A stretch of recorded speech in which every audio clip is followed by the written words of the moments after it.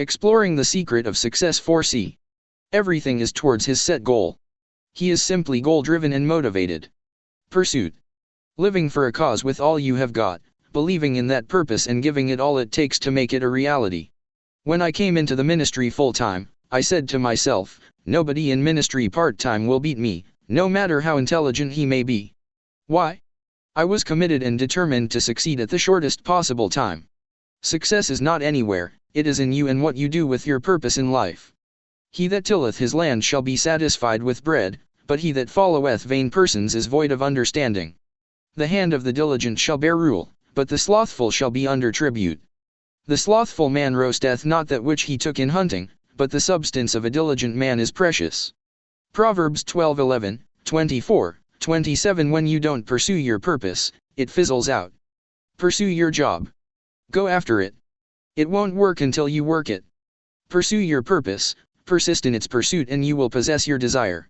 Success is not a gift, it's an adventure undertaken by those who desire it. A disciplined pursuit of your purpose will earn you a future in the kingdom. Some are in ministry today and are actually called by God. But they are neither running nor walking, they are simply sleeping. But a little sleep, a little slumber, a little folding of the hands to sleep, so shall thy poverty come as one that travelleth and thy want as an armed man. Prov 6 verses 10-11. One of the greatest enemies of success is uncontrollable sleep. The curse on the earth has been lifted. So anywhere you are is a place of success. Therefore, make the most of where you are. It is not too late to start, not starting at all is what makes you a fool. Lord, help me to understand the purpose for my living and energize me in the pursuit of the same. I don't want to roam about the earth as a waste, I'm an asset to your kingdom. I'm going to run. Everyone that obtained had to run, so I'm going to run. I'm not going to wake up in the morning and fold my hands, lying down in bed night and day, waiting and wishing for things to happen. I am created a runner. There is something on my inside that is able to occupy me till my time on earth is over. I look up to you for grace to be a successful runner. You will make a mark in your generation, as you pursue the God-given treasures on your inside. Persistence. The act of tireless pursuit is what I call persistence. It is keeping at the pursuit of your purpose with patience. That is, you are too sure of the end, so everything you've got is put into it. No matter how it looks now, you say to yourself, I mustn't miss it, I must get it, so let's go. Nothing amounts to much without a consistent and persistent input. E.W. Kenyon said, a sculptor was asked, how did you come by this beautiful artwork? How did you get this out of that wood?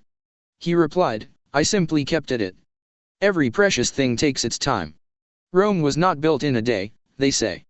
Isaiah 66:7 says, before she travailed, she brought forth, before her pain came, she was delivered of a man-child. But the very next verse asks, who hath heard such a thing?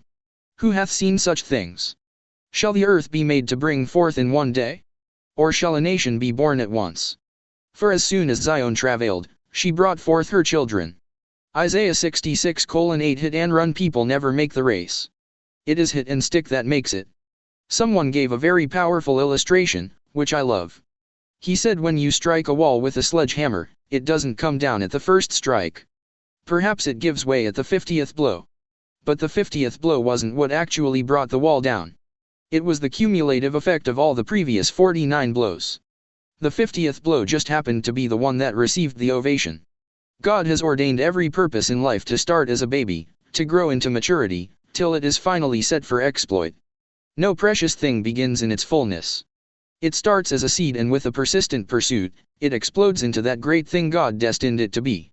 Anything you get overnight will disappear overnight, because wealth gotten by vanity shall be diminished. Prov 13:11. God called me to preach in May 1981. I spent the first 26 months in preparations for a takeoff. Time was spent in concerted watchings, thinking throughs, planning and fastings. The ministry started in September 1983 and the church in Kaduna took off in November 1983, with an average attendance of 6. In March, with all the anointed teachings we had, average attendance was 32. We hit it big in November, with 157 people. I remember I ran 16 powerful seminars, one per week, during this period. Some of the books we have now, came out of those seminars. In all these, I said, yes, We are making it, we are going forward. We probably hit an average attendance of 500 by the end of the second year. God had told me when He called me, I'm sending you to liberate the whole world. But that was taking so much time to realize. I had been preaching since 1970, so preaching wasn't new to me. I had been used to the Bible and I was familiar with God talking to me. But it was taking its time. This is because everything precious takes its time. Persistency is the rule of the game of champions. He said in Galatians 6:9. And let us not be weary in well-doing, for in due season we shall reap, if we faint not. Do you know why Isaac became a king in a strange land and the people of the land envied him? He was a persistent and tireless worker. For all the wells which his father's servants had digged in the days of Abraham his father, the Philistines had stopped them, and filled them with earth. And Isaac digged again the wells of water, which they had digged in the days of Abraham his father, for the Philistines had stopped them after the death of Abraham, and he called their names after the names by which his father had called them. And Isaac's servants digged in the valley, and found there a well of springing water. And the herdmen of Gerar did strive with Isaac's herdmen, saying, The water is ours, and he called the name of the well Esek, because they strove with him. And they digged another well, and strove for that also, and he called the name of it Sitnah. And he removed from thence, and digged another well, and for that they strove not, and he called the name of it Rehoboth, and he said, For now the Lord hath made room for us, and we shall be fruitful in the land. Genesis 26:15-18-22 Isaac outdug those that were filling up the wells, so they gave up on him. They even had to sign a peace pact with him. Run with patience. Let us run with patience the race that is set before us. Hebrews 12:1 In the pursuit of your purpose, you deliver results in phases. Results in life come in phases and it takes the persistent to enjoy speed in the phases. If outstanding success is your goal, then you require patience to make it a reality. The vision is genuine, the pursuit is strong, but patience is required. In the parable of the sower recorded in Luke 8, the seed which fell on the good ground are those who received the word, keep it and bring forth fruit with patience. Every great tomorrow requires great patience today. The patient will be excited, because he can see a great tomorrow in what he is doing. Consider this, and he said, So is the kingdom of God, as if a man should cast seed into the ground, and should sleep, and rise night and day, and the seed should spring, and grow up, he know it not how. For the earth bringeth forth fruit of herself, first the blade, then the ear, after that the full corn in the ear. Mark 4:26-28 In this parable, the seed sown produces of its own, first the blade, then the ear and then the full corn in the ear in that order. Not the full corn the following day or overnight. The desire for instant wealth is what lures armed robbers into robbery. Many of them have great potential, but lack patience, they can't wait for the time it takes to deliver. Cast not away therefore your confidence, which hath great recompense of reward. Hebrews 10:35 Yes, you are doing the will of God.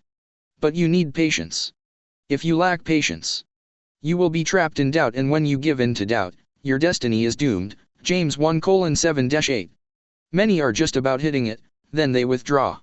They lack the virtue of patience, which is the natural characteristics of every star. Keep at it. If there was not much sales yesterday, get up earlier today, walk back to that store, rejoicing. Be full of hope, be drunk with hope, for when hope is dead, faith is paralyzed. Patience is what enhances persistence. That little kiosk today has the potential of becoming a network of supermarkets in future. All that is required is patience.